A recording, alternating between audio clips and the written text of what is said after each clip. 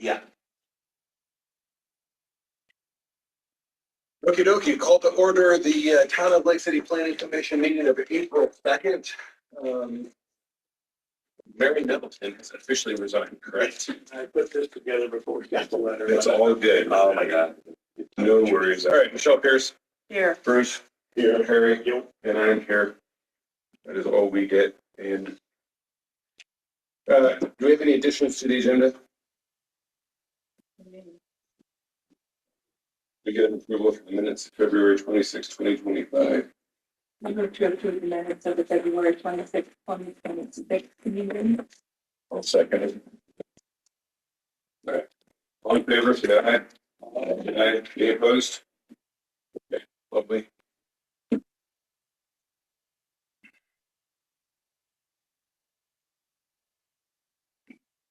Okey doke. Action items, public hearing. So the variance application for block 21, lots 1 through 11, and lots 22 through 32. Applicant is Public Dynamic Planning and Science.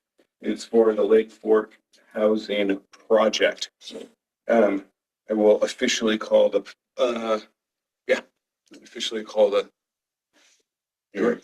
the public hearing to order. So Rainey's on the meeting to make the presentation.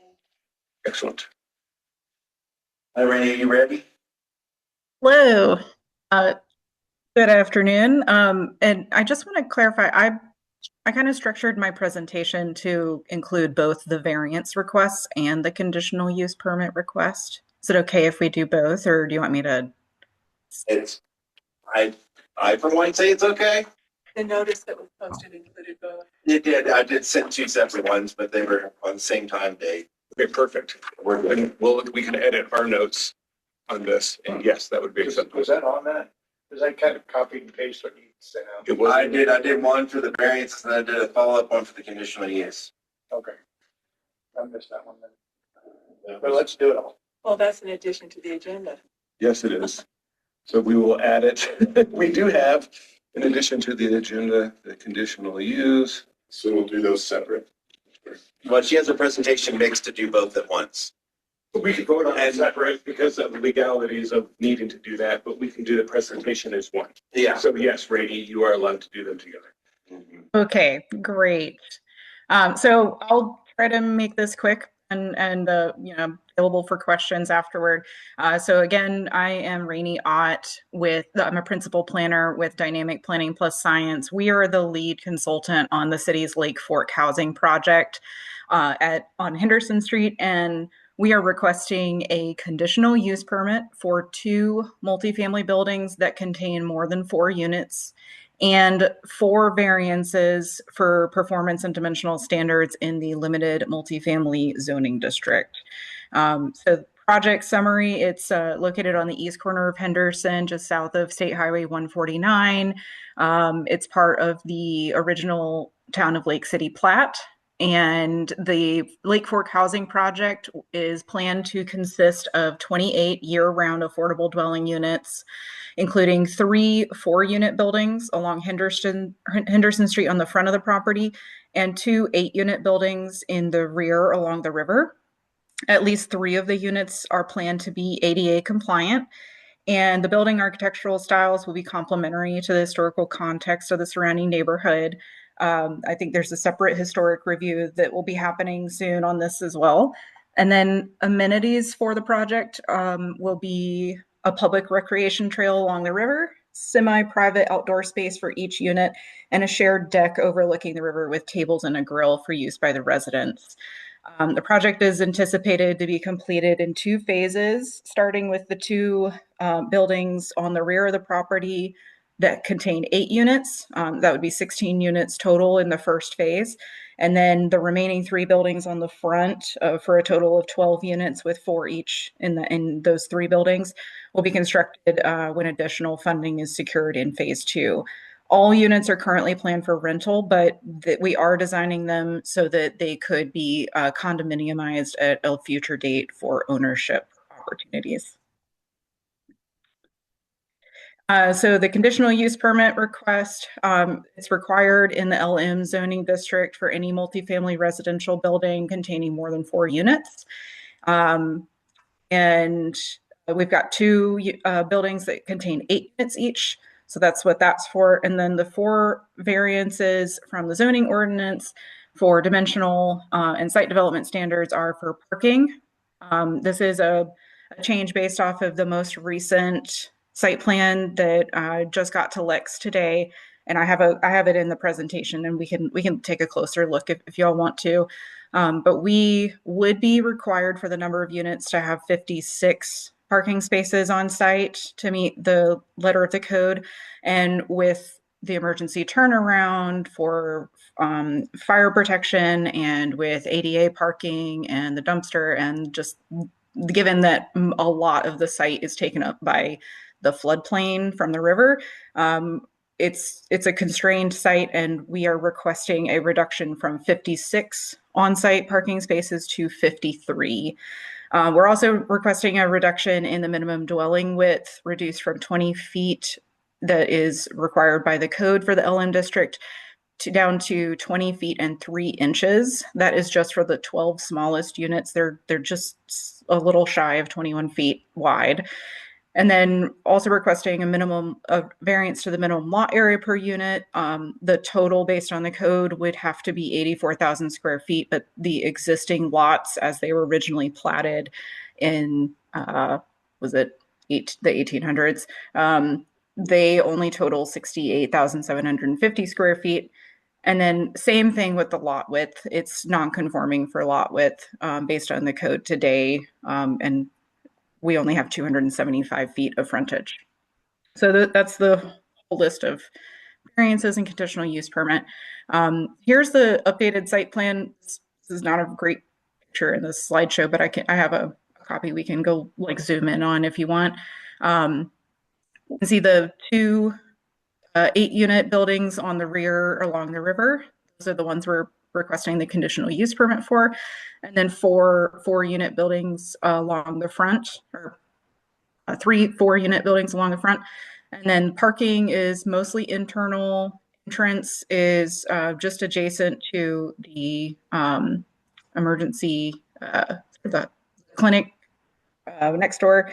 And then we've got a new fire hydrant going in, and this hatch space in the rear right here, this is for the fire truck turnaround that is required. So we kept every inch we could for parking while accommodating the fire protection requirements back there. And then you can also see that all of this is floodplain. It's actually floodway where it has the lines across it. So a good chunk of the property, about the third or quarter of the property, is in the floodplain. So we think we've met all the criteria for approval of a conditional use permit for the 2 buildings with more than 4 units. And this is for 28 new affordable units that will further the goals of the town's master plan, and more specifically the goals and objectives adopted with the new comprehensive affordable housing plan in 2025. And then the surrounding area is primarily a mix of residential, commercial, governmental, tourism serving uses at various densities, and nearby properties are either zoned the same or general business and tourist 2, which allow a mix of multifamily and commercial uses. So we think this will fit well within that. And for the variances, we think we've met that approval criteria as well. The property was originally created in 1874 as part of the original plat and doesn't meet current zoning requirements. And like I said, a lot of it is encumbered by the floodplain. So we think that there are physical circumstances that are constraining the site, and we can't meet all of those requirements. So we're asking for variances on those. And we don't think that any of these variances will create or exacerbate any public safety issues or negatively impact public health, safety, or welfare. On the contrary, with this new affordable housing development, it will serve the community's housing needs and benefit public welfare. So that's what I have available for questions. We can look at that site plan a little closer if you want to. Yeah, it is technically a public hearing, so we have to offer up any questions or comments from the public. Any questions or comments from the public?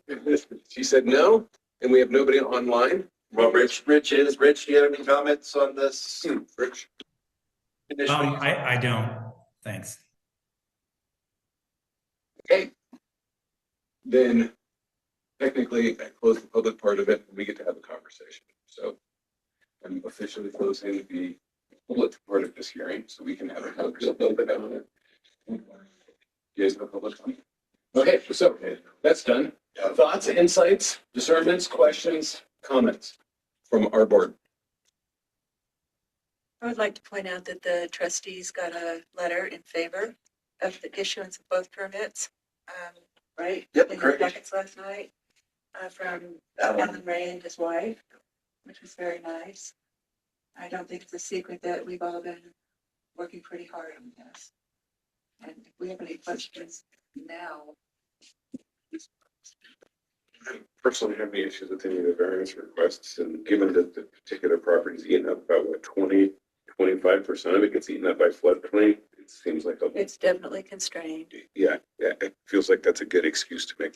And density is a little bit increased, but, you know, we're looking at increasing density across the board anyway in some of our zoning changes. Yeah, with the stuff we're looking at, yeah.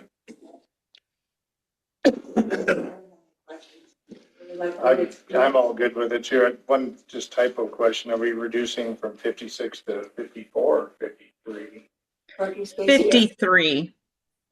That was in yellow, so I think they changed it. So we got that. Not the one spot makes. Yeah, It's good. That says 54, this says 53.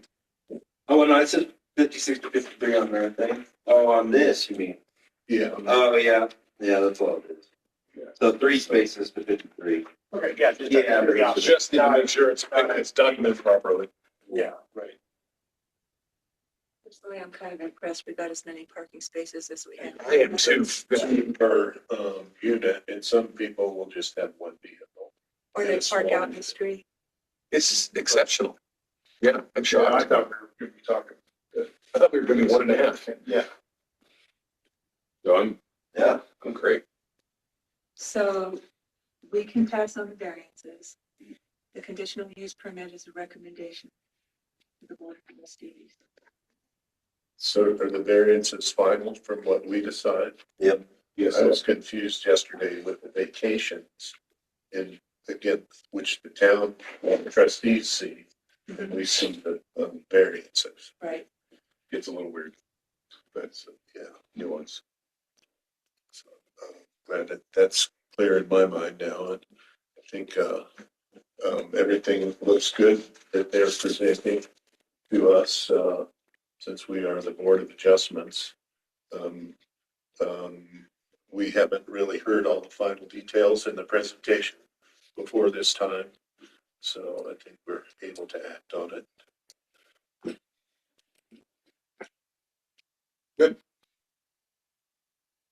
Any other thoughts?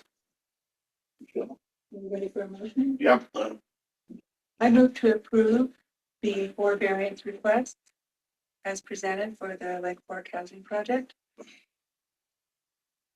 I can do it. All in favor, say aye. Aye. Any opposed, say nay. Lovely.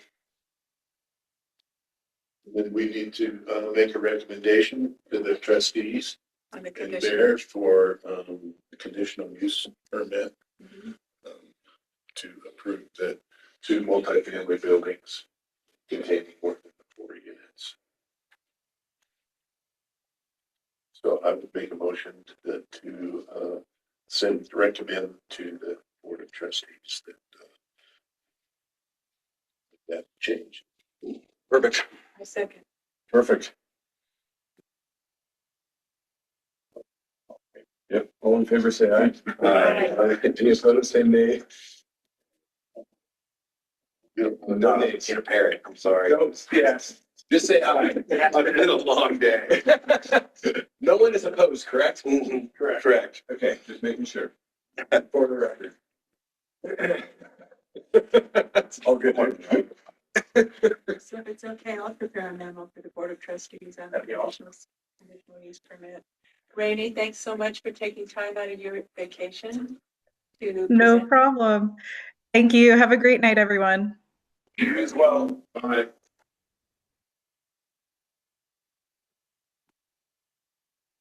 Okay. Yay, indeed. The trustees, act on that, April 15th. I won't be here, but It's pretty straightforward. yeah. And you trust or trustee the mayor or old mayor, different. Potentially, if we're able to certify the election, depending on how many uncured or how many signatures may need to be cured. Okay. They used to swear us in the day after the election. They used to, yeah. They could certify that one day, but Its regulations have changed. Yeah. We can unofficial one, even if we're waiting on signatures, if it's like a landslide. But much to the consternation of our clerk. But yeah, we'll see. We'll see what happens. get it done. Yeah. Nice. Okie dokie. Second action item. Discussion of the ADU program adoption and associated parts.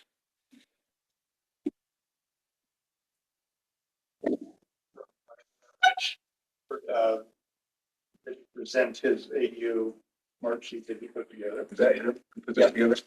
Yeah. Mark, Richard did all that. Yep. Nice.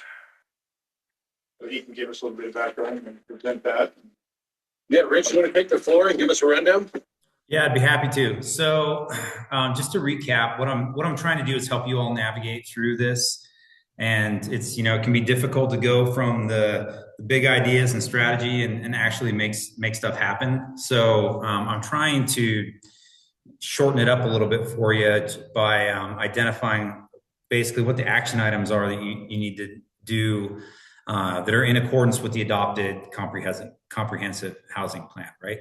So the housing plan says that ADUs, and again, I'm new to your discussion on this, so I don't want to insult anybody by any stretch with regards to what ADUs are or anything like that. So if you're learning something from me, great. If you already know some of this stuff, then please just bear with me as I sort of get my feet under me in this discussion. So the comprehensive housing plan says that ADUs are one of the quickest ways to get after the housing problem in Lake City, right? But there's some steps that need to happen, especially given what the state has been doing. There's some steps that Hinsdale County or the town of Lake City need to do in order to align with state law, right? By doing that, you're going to unlock some funding opportunities for yourself, for the town, for homeowners who want to build ADUs. They can get some preferable rates and whatnot. And there's some other funding opportunities that come with it if you take these actions. One of the misconceptions about ADUs is that Colorado said that everybody has to do that or allow them. It's not the case. There are certain jurisdictions where they have to be allowed under state law, but you can become a supporting jurisdiction, which you are not currently, right? And there's some reasons you're not currently, other than the fact you just haven't, gotten to that stage yet. On this sheet, you can see some definitions, what the state of Colorado says is an ADU, what the housing plan says is an ADU, and what your official current definition of an ADU is. And that's one of the first things that we need to get after if we're going to become a supporting jurisdiction and thereby unlock funding. So really what I see the next step for you all and for the town council to do to enable ADUs in Lake City is to change the ordinance and your framework to align with the state of Colorado so that you can't get called out later that you weren't in compliance. And, oh, by the way, that $100,000 you had thought you were going to get, you're not eligible because there was some sort of issue with your language. So I think it's on page 2. Really, your task is to adopt an ADU compliant ordinance and framework, and to specifically get that supportive jurisdiction status. You have to get that status if you want to get money. So the way that it works is, to become an ADU supportive jurisdiction, you have to have a by right, which I think you've been talking about, a by right. You have to have a by right language in your ordinance that says you can have an ADU, right? We don't have to go through some processes or more meetings. It's a by right right for the landowner to do this. But you also have to adopt one proactive strategy. And I've listed the ones in there which I think are the least, cause the least amount of friction. They're pretty much in accordance with what you're already doing. So you really just need to adopt at least one of those. Some of the examples are restricting ADUs from being short-term rentals. I think you've talked about that. You've talked about waiving fees, deed restrictions, the pre-approved plans. Those are some things I think that you could quickly adopt and would be the quickest way to become an ADU supportive jurisdiction. Some of those things like fee waivers, if you do end up waiving any water, sewer, or permit fees, those are some things that you can go back to the state and request reimbursement for. So the state will give supportive jurisdictions up to $15,000 per unit in reimbursement for certain things, right? It's kind of nuanced, but it's very vague, but that works in your favor. There's a lot of ways you can try to get that $15,000 back from the state. And if you go down to the alignment checklist, really it just shows where you are aligned and where there's no issues, or where there's some things you have to do, such as formalize the allowance of ADUs on any single family district, anywhere there's single family homes. You can't restrict ADUs, right? In order to align with the state, you have to allow detached ADUs, which is pretty clear in the current ordinance that you don't allow that. So there's some things in there that have to get changed. There's some ambiguous stuff in there, like our internal ADUs, our basements considered an attached unit or whatever. Really, you just need to remove the ambiguity of that. Same with this owner occupancy requirement on the next page. Somebody injected some language, family member is approved tenant. And I think if I understand it, that was probably meant to be inclusive, to make it clear that family members can be, but it might backfire because the state of Colorado prohibits any sort of occupancy requirements, right? So if you do say that, you might be opening yourself up. I would just recommend you just remove that and leave it neutral. There's some parking mandates. There's a 3-part test that the state of Colorado has, and I've gone through it, and I don't see any way that you would be in a position where you could enforce a separate parking space for an ADU, right? That's one of the things that they're kind of digging their heels in on at the state level, because they see that they've seen some jurisdictions try to use that to limit ADUs. And so that's one of the things they'll definitely be on the lookout for. So if you tried to do what I think the current requirement for dwellings is 2 per dwelling, and that basically needs to just go away entirely, because I don't think you're going to be able to meet that 3-part test in 99% of the cases. We have the space, and there's some spacing issues in that. So there you can see these things that sort of need to get done. And I obviously don't expect they'll get done, this meeting, but I would recommend that some drafts get created for the trustees. I assume it's the trustees that would actually vote to change the ordinance. Yeah. So some drafts, and I can certainly help out with that. might be needed to get in front of the trustees for them to vote on this. And then I broke it down into what really needs to happen quickly. And then what can you probably put on the back burner and, you know, discuss a little longer, like the pre-approved plan sets. I'm sure there's a lot of stakeholders there that need to weigh in. Infrastructure coordination with Public Works is going to be, you know, if everybody wants an ADU all of a sudden, that's probably going to be a bit of a strain on some of the infrastructure. So we got to make sure that Public Works is tracking that might be happening, how the tap system's going to work. Again, those are longer term things that you can work out, but the immediate priorities should be updating your definitions, you know, removing that attached only restriction, confirming size. That's really up to you. There's some nuance within the state law, but it's not a showstopper. Codified administrative review, that is absolutely something you have to do. That's the only thing that's non-negotiable, right? A lot of those other things, deed restrictions, sewer tap fee waivers, all those things, you just have to do one of those, but you have to do the by right approval process. All right, that's the one non-negotiable that the state is saying you have to do. Yeah, there's some other stuff in there you all can read. I don't need to do that, but I can go more in depth on any of this if you have questions. Rich, you want to try to maybe give them a background on what you're doing right now with your degree dissertation, how this fits into that? What I'm doing, like me right now?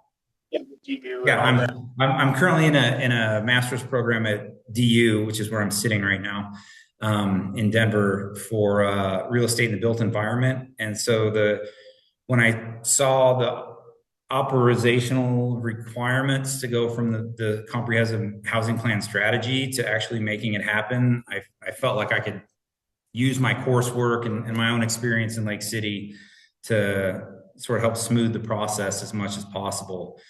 You have a plan, it's been adopted, now it's time to execute. And oftentimes that's where it can, some choke points can arise and whatnot. I'm really just trying to help have a really good communication of what the plan requires, what the state of Colorado requires, what the professional real estate community is doing out there, so that nobody has to start from scratch. Early. Can I say hi real quick? Hi, Richard. It's Hi, already. hey.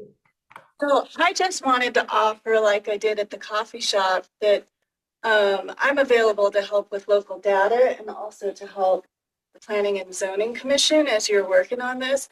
If there's anything I can provide, I'm happy to help on the side too.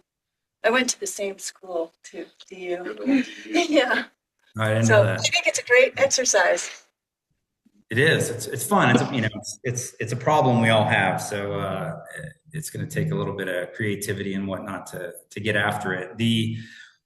What Arlene's, she knows this very well, as does anybody who's done anything with real estate in Lake City, is that it is unlike any other place on earth when it comes to doing real estate.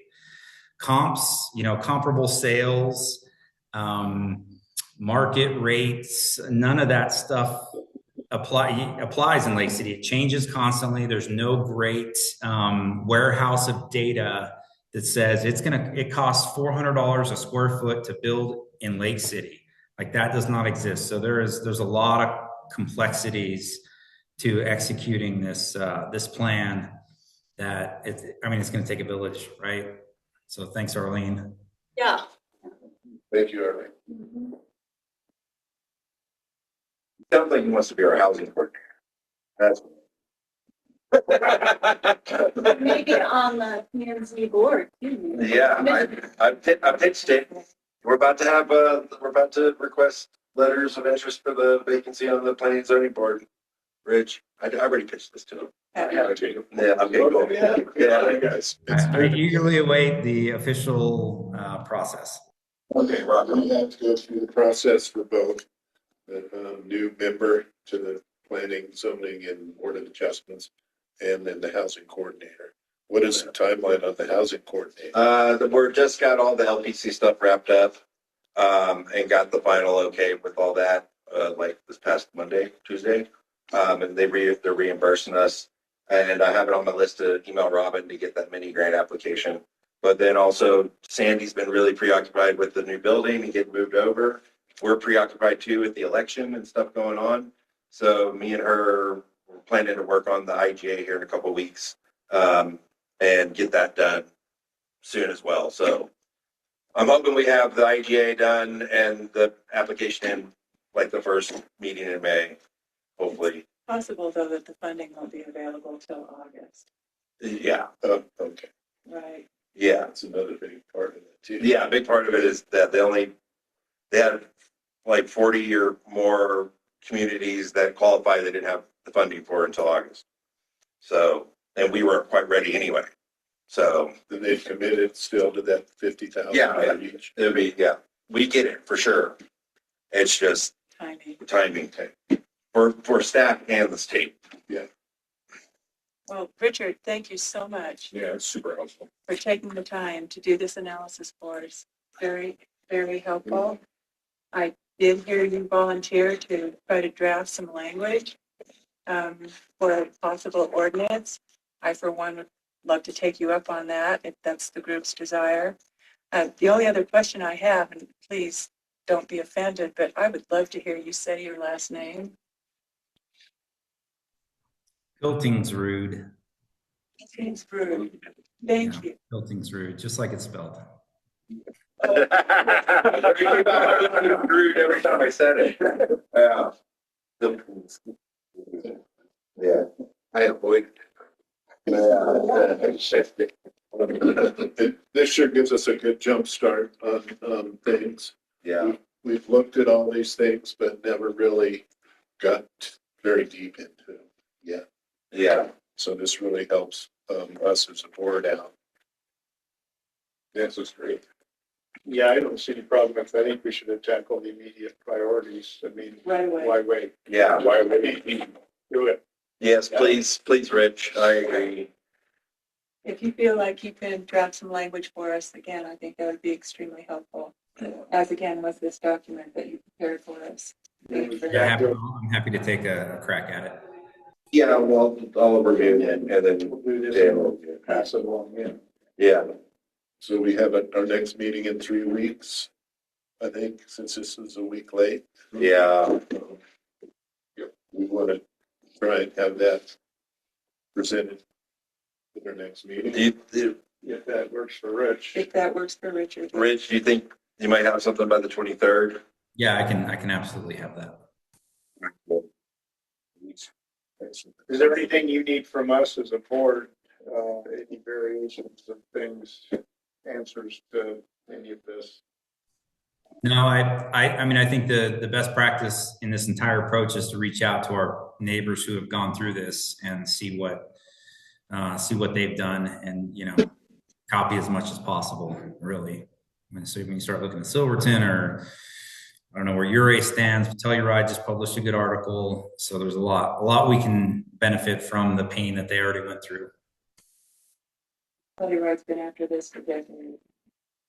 Yeah, I guess all of us that have like an ordinance from another community should be good at forward it to Rich. I don't think I have all of them. You have some that I didn't have. I had a couple. I don't have Telluride's. Okay. You have Silverton's. I couldn't find one for Silverton. couldn't I find it found one either. for Durango. If you have something that would be great. If not, I'm happy to. I'm going to go be digging into their stuff anyway, so it's not a big deal. I'll send you back.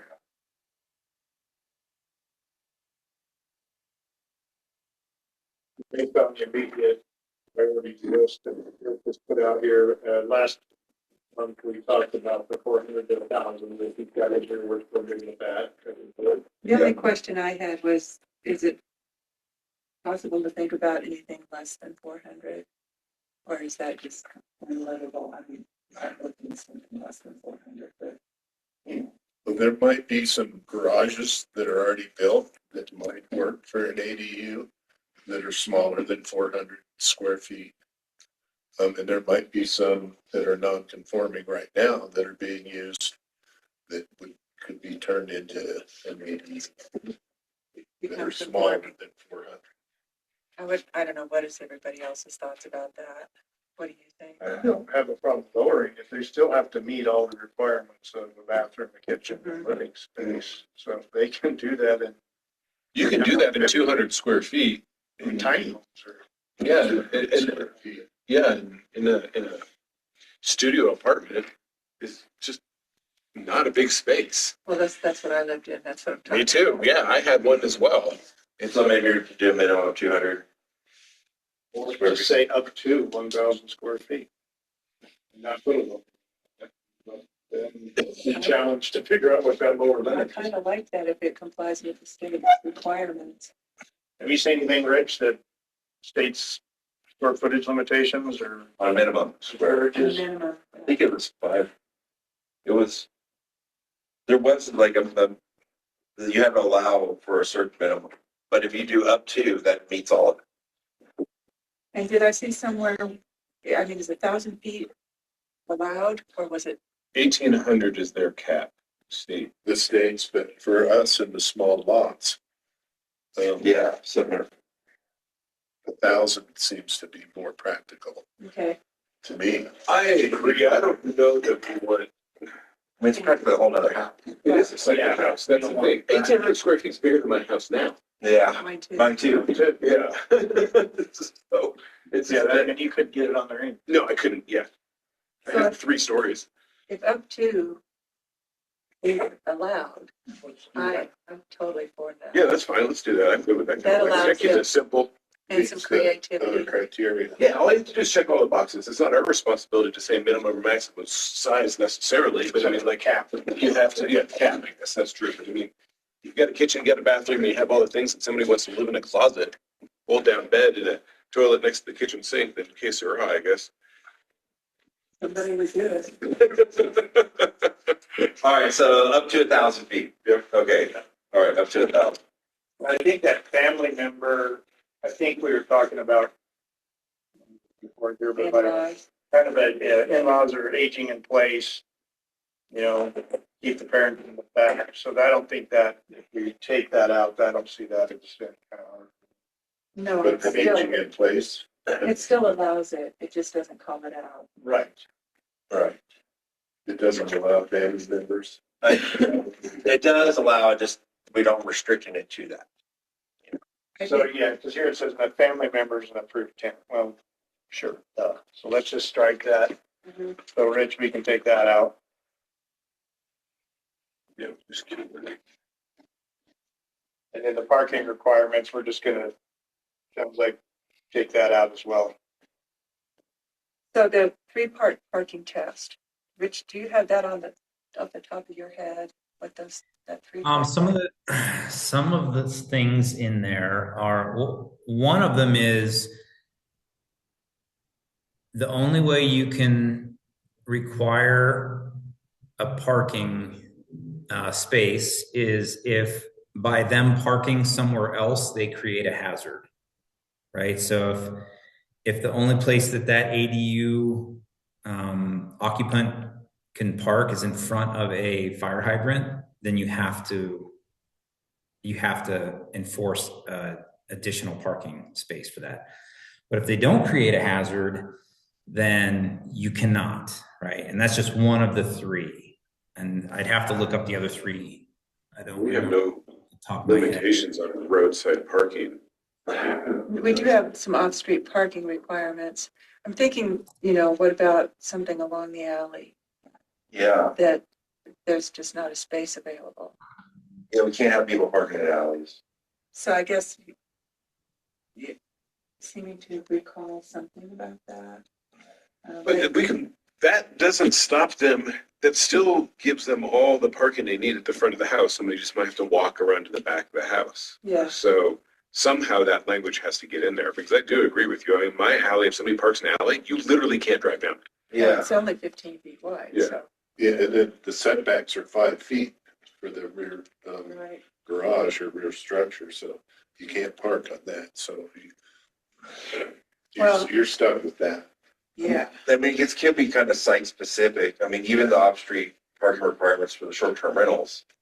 If they can't demonstrate, if there's just simply not enough room for the occupancy, or it's kind of site specific, in some cases where I'm like, no, I'm reducing your occupancy by 2 because you don't have enough and there's no good place for you to park. Do we have anywhere in any of our code where it says you can't park in the alley now? It's not. No. Then why would we make it a specific statement for just ADUs?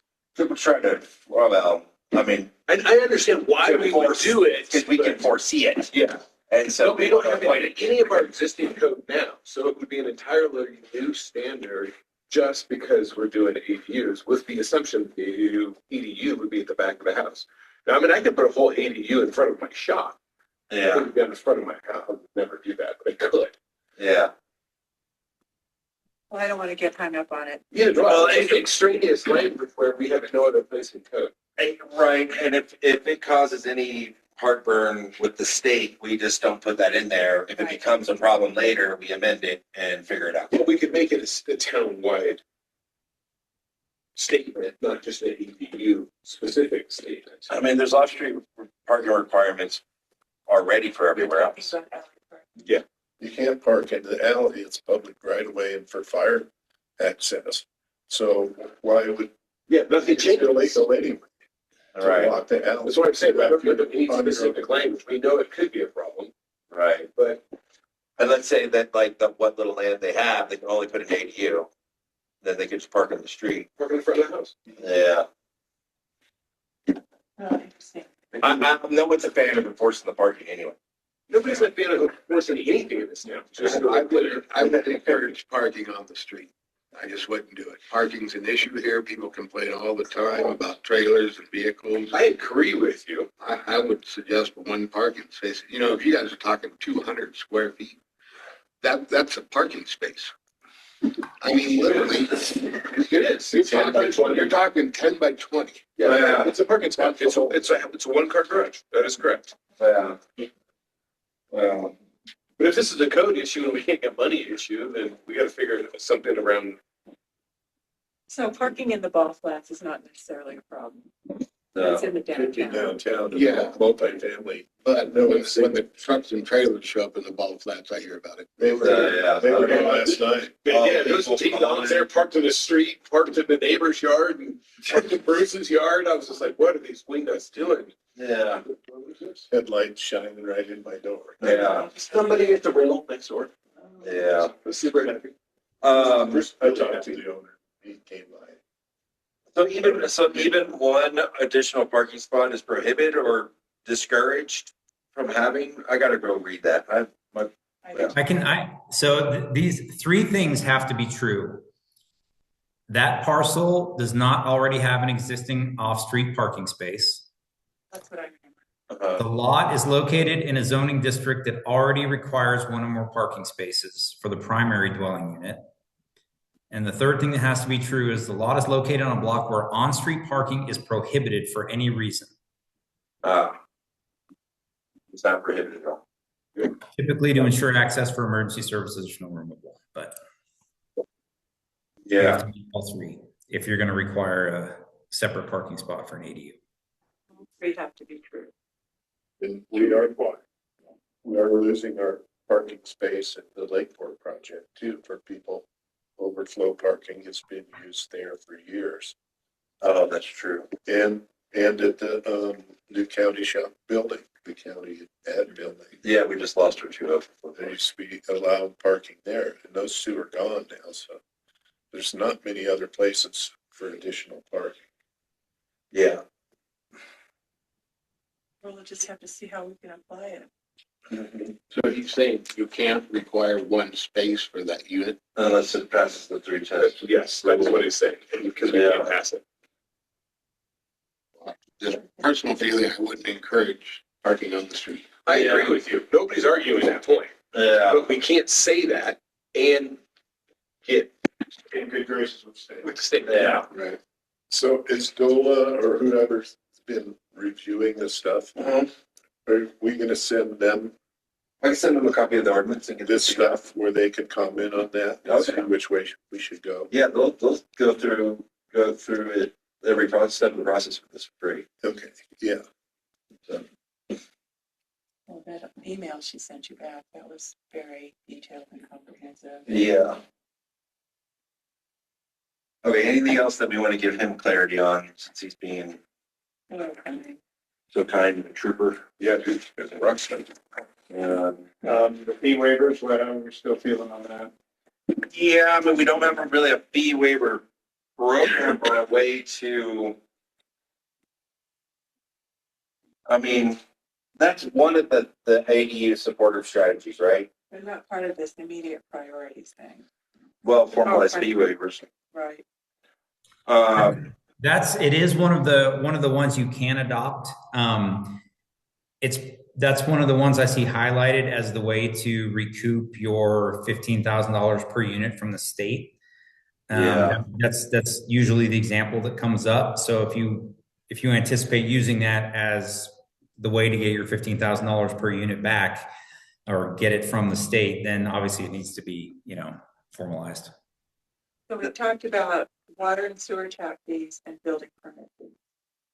A standalone ADU would require a new tap, theoretically, unless you allowed it to be served through the existing structure. So that could apply. Building permit fees, obvious, that's an obvious one to me. I wouldn't waive users fees, Use tax fees or user. water and sewer users fees. No. Once they're hooked up on the system. Yeah. With, what is it, 13,500 for a water and sewer tap? 7, 6, and yeah, so but then plus for the meter and all that. Yeah. So it comes in about 16,000 or something. No, it's 13,000 then plus about 1,500 more or less for everything that goes in the meter fit, clear. Yeah. Right. And That that eats up to 15. Yeah. Yeah, that's It's a 15K good right one. there. Yeah, I mean, I would want them to still pay for the meter. We waive the tap fees, or we allow the common tap. Okay, so make them pay for the meter, but with that fee, that's still, be more than 10K. Yeah, That's a chunk of This change, is what's gonna get people incentivized to do this. right. And then especially if you're gonna mandate there's a second tap fee if you can't hook it into your existing. yeah, and exactly. And then also if the deed restriction is only for so long, then they have the opportunity to sell it off separately after the deed restriction. So we would create another incentive for, okay, you have this ADU, we're going to deed restrict it for 10 years. Then once the 10 years are up, they could have the choice to sell it off separately if it's on its own 2 separate lots. No, there's no place in town that's possible. Yeah. Okay. Then they'd have, So I mean, it's not a good incentive. Like who Yeah. has 4 lots? Right. And I do, but I wouldn't put an ADU in front of my shop. Well, to the extent that they are applicable, I would say waiving water and sewer tap fees and building permit fees would be what we would go with. with deed restriction. Yeah, oh, yeah. The 10 years, is that what we want?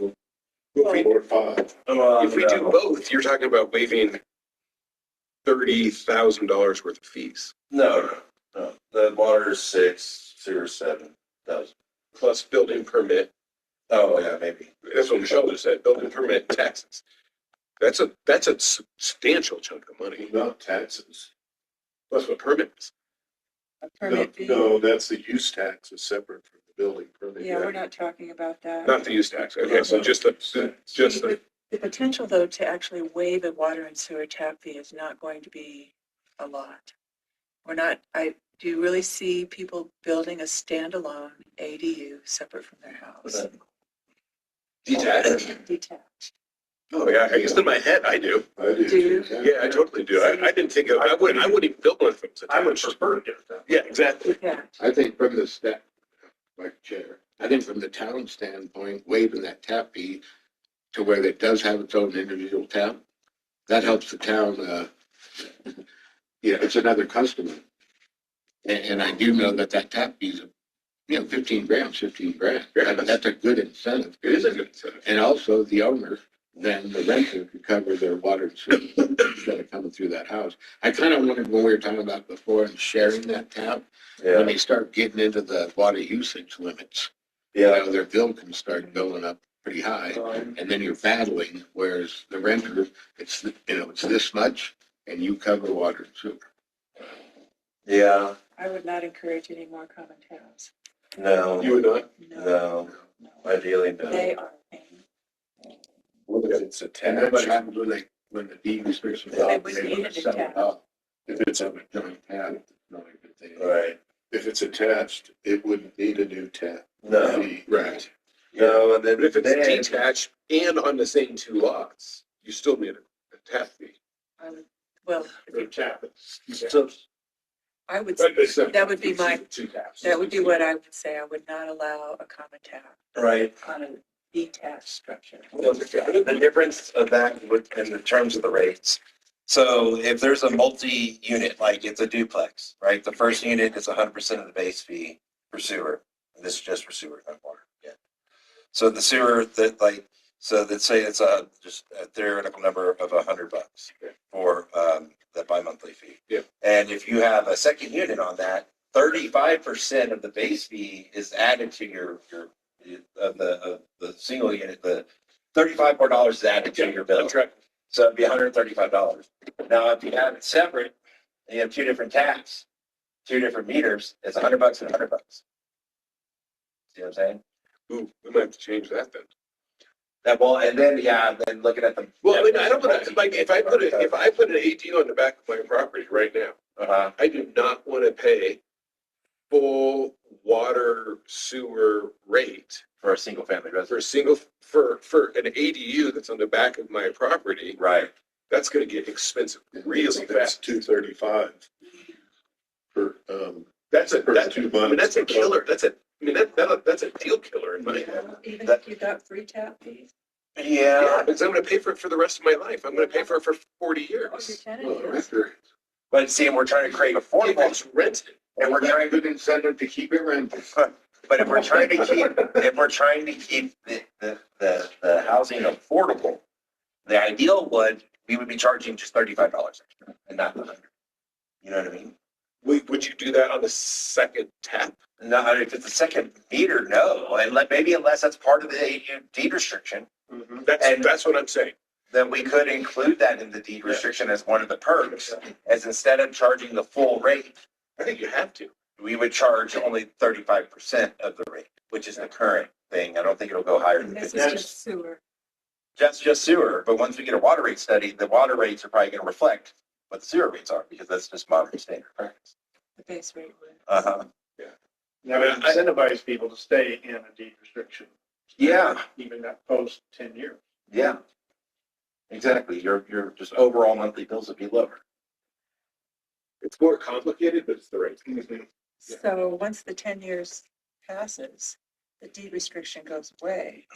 Then- Seems that water and sewer rates would go to normal Yes. Yes, whatever the rates are at that time. Unless you agreed to maybe a new deed restriction to extend it, yes. or extend it, yes. So then you would stay on that. Then you stay on the benefits of doing it. You're collecting rent, your fees are lower, it all is incentivizing the reason that we're But if looking you to do this. Yeah, for 10 years and one day you turn it into a short-term rental, if there's space for it in the licensing, Yeah. then you're gonna be hit with full Yeah, tilt. full tilt. I think that's spot on. Yeah. That resonates. And then maybe we just do it, it's 50% off your base water rate, of the base water rate, 50% off the Sure. base sewer rate, for the second. for the ADU, For ADU. Yeah, as part of the incentive program. yeah. Keep it simple, do it, it's 50. I'm And fine with that. you have to, because as soon as you have to do full price on two of them, I would give you the finger on that. Yeah, I would.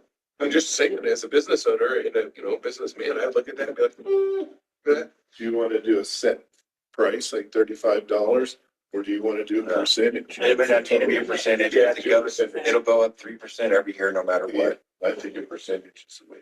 Yeah, and so just whatever the current base rate is, you're gonna have Do 1/3 or 25%. So Rich, are we in the weeds or do we Are you work following? this in? What you're gonna propose for language?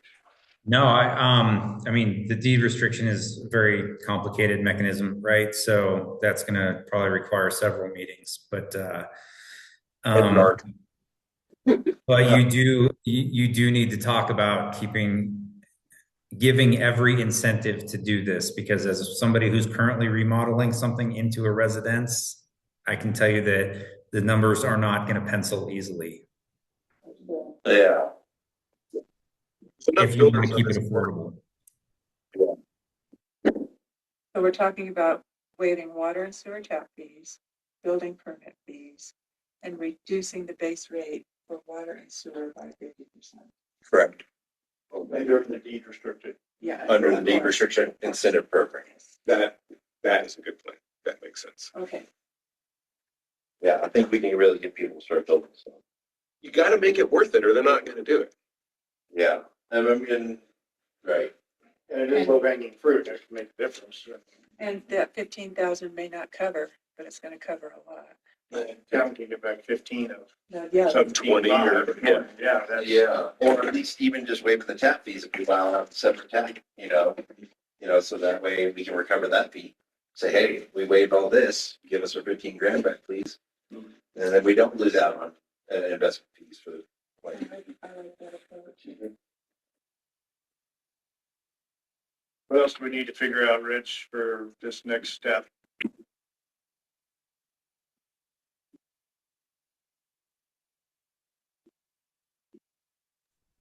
I think I have everything I need to get you a couple different versions, draft versions of this, within all the immediate priorities. And we can add some placeholders or whatever for some of these more complicated aspects of this, Yeah, just to keep things moving. and I'll be out of town. This month I got a conference from the 14th, 17th. When's the next meeting? Is It's not till the 23rd. But if you start circulating the draft ordinance, please send it to them too, and me, and then I'll make sure it gets to her. Harry gets circulated. Yeah. Yeah. Yeah, send it to Harry and you can forward it to us then. Is that the plan? Nice. Very helpful. Thank you, Rich. I like it when we have a meeting there to get something done. Yeah, my pleasure. Hit me up anytime. I have to go to class now. Thank you, Rich. Really appreciate it. Can I ask you a question? When you're talking about, when you're talking about the deed restriction, I'm trying to picture this. After 10 years, that goes away. If you put an ADU on 2 lots next to your house, when that deed restriction goes away, you could then sell that as a separate residence. Right. When you add an ADU and your main residence is on 2 lots and you add that ADU, you can't turn around and sell that. Not unless there's some process to condominialize. No, I would not support that. would be why. No, I But you wouldn't could turn it into a short-term rental. Or hardship case might be Right. written in the rules, but no. No. You see what I'm saying? They have to come to. So you're not chopping 2 lots into, Yeah. No, absolutely not. No, That's not the intent. The half lot thing or the 1 lot, house per 1 lot thing, that's, No. nobody's talking about that. That's never come up. They're just gonna allow higher density on the lots that exist. Something that's done. Yeah. So what if somebody does not want any of the deed restrictions and stuff, They or don't get it any done with the incentives? Can they just build it, even though it's, does it have to be an ADU? Or can they just build like that If they separate? want to take advantage of the fee waivers, they don't have to have their deed restricted. Yeah. But can they build it? Can they straight up build an ADU? Yes. Without any of Yes. this other stuff, as long as it's 200 square feet. Yeah. Well, I see what you're saying. But no short-term rental. Yeah, No but we short-term have to, rental. we would have to codify that no ADU. because it's changed in the zoning, because in the ball flats right now, technically, you're not supposed to have 2 living units You can have a duplex. on the one. Yeah, in the certain code requirements, you can have a duplex, but that's more or less true all over town. Yeah, running through all of this, it's Like the no houses that short-term, built garages with Yeah. apartments above, no matter we're what. not kosher when they get. Until 10 years. Well, or if it's less than the existing square footage requirements, that No, it's not going to be a short-term rental. As far as definition of a A short. standalone structure that Yep. does not meet the current dimensional requirements. I would Could be a say short-term rental. no short-term. That would be 600 square feet is the Uh-huh. minimum size for a structure. If it does, and the town still has permits available, I guess so. Right. But what the point you're making is if you want a home office and you've got 2 lots and you want to build a home office, but not really get into it, not do any of the incentives or anything, this change in the code would allow you to build that. It'd still have to have a kitchen and a bathroom and, There would have to be a dwelling. right, Good point. Yeah. Right, okay. Do we define kitchen? Do we need to make definitions? Well, look at condominium. They have like a 6-foot thing with a stove top and a small sink and a we refrigerator. have it designed for our Lake Fork project, kind of has that. It does. I'm not opposed to that. I don't have a problem with people building a second office and No. back. But you would have, to your point, you'd have to make it A dwelling unit. dwelling. Yeah, I think it's fair. But you might want an office. Anyway, I would want to, you would want a sink and a, if it's true. yeah, because I want to stick grandma back there every once in a while. Yeah, so we would just need to ban them, just, I mean, all ADUs, if you have, if some of the places that may or may not have short-term rental permits, they would be grandfathered in. You know, but any new ADUs built under any of these regulations would never, you know, we just wouldn't allow it to be a short-term rental.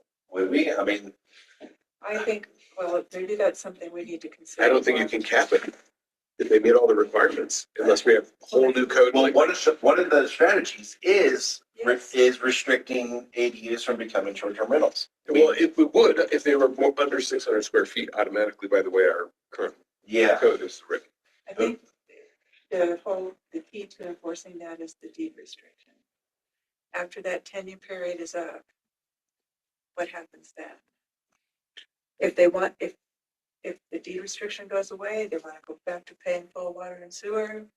If there's, Our job is not necessarily to control somebody's life for the next 40 years. If they want to change what we're they're going to doing. control it for the next 10. Yeah, and that's what the deed restriction is for, and that's what we're here to do. If they want to do something different afterwards, there's still a set number of rentals that are available. So if they want to rent it and there's not a permit, they're screwed. They can't do it anyway. Yeah, but I'm just saying, if we do open up the ADU, it's only gonna be for those that participate in the incentive program, the affordable housing incentive program? No. No, so anybody can build it. Correct. So then we would have to separately, if we did not want just a bunch of ADUs that are short-term rentals popping up everywhere. But they couldn't be short-term rentals because they don't have the permit. Well, but theoretically, they would be able to build one and apply for one if they weren't. Yeah, but I can do that with a house or anything else. So there's still a cap on the number of short-term rentals. Okay, so right, okay, so That's just saying we would the hit self-fulfilling- 43 sooner than later. Yeah. Wouldn't matter. It's self-fulfilling prophecy. But So not if they in wanna- non-residential zones though. Non-residential zones, there's no cap. And that is the majority of, that's quite a bit of town. What? Oh, I see what you're Right. saying. Out of Benefit residential. use by right. Yeah. Those, Yeah. Tourists. So you can't do that, doesn't fit into the Oh, same. yeah, it doesn't apply. Yeah. Is there a lot of opportunity in the commercial district? Or tourist one. I Yeah, don't know. I think we just have to go with this initial. Yeah. And Bill's gonna help Yeah. flag anything that we're.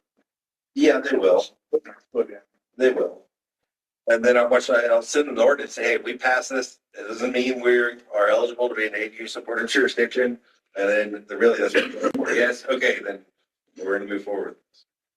And maybe we pull them in on a phone call and talk about these kind of other possibilities or questions that we have. Okay. Maybe they've got some good feedback or input for it. Arlene, are you seeing anything in this or any thoughts? No, I think we'll cross that bridge when you get there also in a way, see how the market pulls it too. Because you think about me too, because I'm like the case study where I want an office. I may not do the deed restriction, but then maybe when I retire, it becomes an ADU and it does get, so. Yep. You know, I think it'll evolve and I think you can amend and, Yeah. yeah. It will. And I said it once, I'll say it again. Our job isn't to control people's life for the next 4 decades. It's just not our job, and I don't want to be that guy. But we do need to solve housing issues. This will take care of that. It meets all the criteria, gives the state money for the, for funding. And There over was the a 10 10-year years. period, there's changes to be made, we'll make them. It's all good. We can only, eat an elephant one bite at a time. And in 10 years, hopefully we've got housing units and, Right. and Lake Fork going. Yeah. There'll be other dumpster fires in 25 years anyway. Let somebody else deal with them. Yeah, I really don't care if it's 2035. Yeah, then you're out. The 10 years sounds good. I'll share one other thing. I'm ex officio, but You would get to talk. You get to talk. I'm just having a problem with this no minimum. There's people that are coming up with stuff now that's, 200 square feet, man. That's like tough shed. You can buy a tough shed that's 400. Yeah. But you have to have a foundation to have water service to a building. Right. You can't just do it And on a a kitchen and a slab. bathroom. And a kitchen and a bathroom and a bed. Yeah. I don't know. I'm not saying. that's These what- J1s No, are I'm just saying, I think. And a separate entry. I'm saying, there should be a. So it can't just be a bedroom in a house. It has to have its own entry, and it has to have its kitchen and a bathroom and all the things. So that it self-limits some, I get what you're saying. Well, there's people that live in vans. Yeah. But that's, if 200 square feet. But if somebody wants to build that on their property, Right, put it on the foundation, take the wheels and axles off. do you know how much money that would cost you per square foot to build 100 square foot or 200 Yes. square? Yeah, it doesn't make any sense to do that. So Right. you have to be a fool with your own resources and your own property to want to go back in your backyard and be like, I'm gonna build me 150 square. Yeah, if $400 a square foot, it's self-fulfilling again. I mean, Oh, because you're not gonna really make your money back on it. No, who's gonna want to rent it? How much money are you gonna have invested in for what it is? $4,000 a square foot. Yeah, it is. So it's gonna be $4,000 a square foot if 150 square feet or whatever, and you're trying to jam all that stuff in there. So I do. Oh, I the mean, kitchen and all that. Yeah. Bathroom. bathroom, kitchen, all the stuff. So to me, rents are so low here compared to the real estate value. Like Gunnison for a 2-bedroom place is $2,500. Where here, it's like, you're lucky to get half that. Yeah. Until rents go up here, it's throws it way out of whack, like Richard said. It does, but until incomes go up here, causes, And hopefully, for the landowners and rent owners, they want to see the rents go up. But for affordable housing, what we're looking at, we want to keep it affordable. It's kind of it is a push. one way is good for some people and the other's good for the other people. Yep. You have to pick. We pick for the affordable part, but real estate, and people that might buy these apartment buildings are gonna want rents to go up. So, I think rents. That's why we're doing the affordable housing. If that can be, if we build whatever 20 units over there, and eventually that's that. If you want to build that in your backyard, then I guess by all means have at it. But it's I not would what I love to want see to do. that Lake Fork project. I still wonder who's gonna be the ADU police. That would be the house, that would be, Housing that would be the housing coordinator director, hopefully within the housing authority. It would be a totally different organization's problem. Not mine. Manager's job. I mean, Just saying. temporarily, maybe, but no, the whole idea is that there's another hopefully self-sustaining organization with its own staff that can handle all this, and that's all they focus on. Yeah, I'm pulled in four directions where I'm dropping balls and misspelling shit, and, You have enough issues like across the street over here. Yeah, that's all about to start. So I'm about to be preoccupied with a whole bunch of that. I thought even gave a report and you're gonna start, Yeah. those stuff together. Yeah, we got 2 powwows next week. Come up with the process and start doing that. But anyways, So real quick, I did mention to Rich that, there will be a vacancy with Mary stepping down. yeah, So I think he seems somewhat interested. it should be in the next week's Friday paper. Or Arlene too. If she's. Are you still on county? I'm still in the county. Yeah, okay. I don't think that. Well, it's not Kill it. necessarily a conflict if we apply. Yeah, yeah. And I would give him an A if I was his professor. Oh, yeah, no, A plus. That's. I'll be like, dude, I'll be your deputy manager, man. He's Just probably take over getting and credit do for it. this. I would think, Yeah. good for us. Yeah. So real quick too, I don't want I to. noticed on the town's agenda last night, right? So Goose Miller had a vacation, an alley vacation petition versus the Board of Adjustments and variances. How does, you're having a little bit of discussion. I was curious why that was on their agenda, and not ours. So Doesn't- what's the ruling on all that? If the Board of Trustees asked us to look at it, Okay, then we could look at it. It's not automatic, okay. like any kind of zoning issue is. You know, those variances, the conditional use permit, they come here. They First, yeah. Okay, Yeah, but it would take a direction from the Board of Trustees for us to look at it. In this case, you know, there's a gas pump in it. And gas tanks in the alley. Yeah, Is it really? No, Well, it's on. you should see the aerial plat. No, this is something that should have been handled decades. when it got built. Yeah. But no, there's. That corner has been a cluster for every Midfield 25 years There's I've been an here. alleyway. that 27, goes 33. through Right where the pump is, the pump arm. Yeah.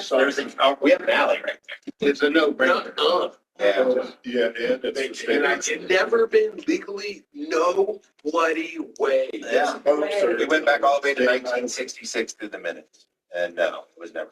You got to be joking. Yeah. so what happened with that then? Where is? We're just the direct staff to draft an ordinance to vacate.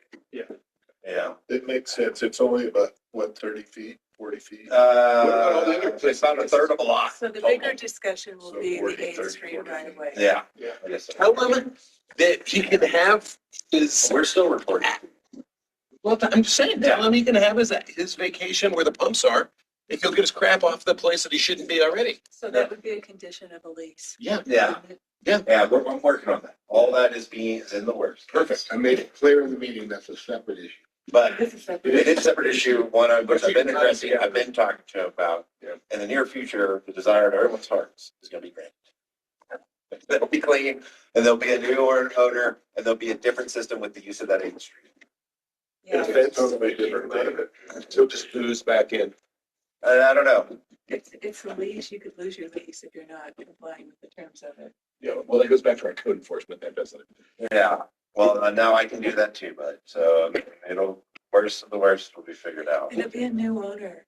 But with the new. Is it actually selling? Be different. Yeah. New rules. Yeah, it's under Still under contract? Oh, It- praise it's- Jesus. We're working on it, but just so you guys know, I even mentioned in that because of the new housing thing, that 8th Street, the town's not interested in ever getting rid of it, and it could come into play as overflow parking or guest parking for people that are living there. And so that's not open for sale for getting rid of it. No, no. Or, Yeah. I'm not gonna say the town shouldn't get rid of any of it, but we could be good neighbors with this new owner Mhm. and then have a lease in there or something like that. For some But I portion. don't think the towns will ever get rid of it, and we might need it. You No, know, you you should might not end up give it with a up. little footbridge over the No, grotto or something.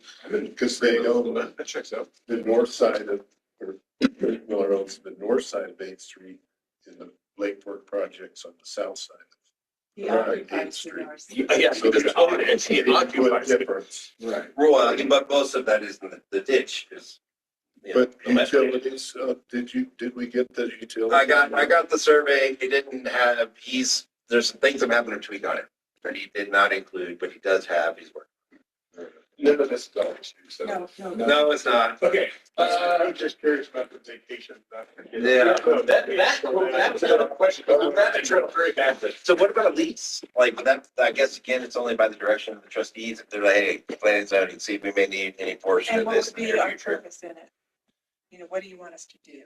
Right, but See, this is one of the weird things with planning and zoning, that sometimes we get stuff, and sometimes they do it, and you're like, wait, who's supposed to be doing this? And it's because it's at their discretion. Right. I will definitely utilize you guys more. I'll make that recommendation more often. You don't have to. No, it's, I'm just curious on all of that because we looked at the vacation of the alley. Sure.